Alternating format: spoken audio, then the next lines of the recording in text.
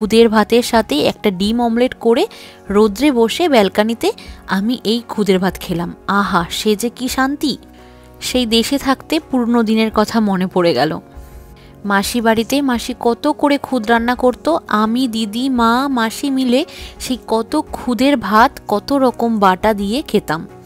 বড্ড মিস করি জানেন তো ওই দেশের পুরনো দিনগুলো। এরপর ঘরের টুকিটাকি কাজ সেরে আবারও রান্না করে গিয়েছিলাম, কারণ ওই রাত্রে রান্না করতে হবে যে। মটনের থেকে ওই বড় বড় পিস দেখে প্রায় 8 থেকে 9 পিস মাংস তুলে রেখেছিলাম আগের দিন। ভেবেছিলাম ওই বড় পিসের মাটন দিয়ে বিরিয়ানি বানাবো। আর যেহেতু আজকে ছুটিই ছিল, তাই সে মতো বিরিয়ানি বানানোর প্রিপারেশন শুরু করে দিয়েছি।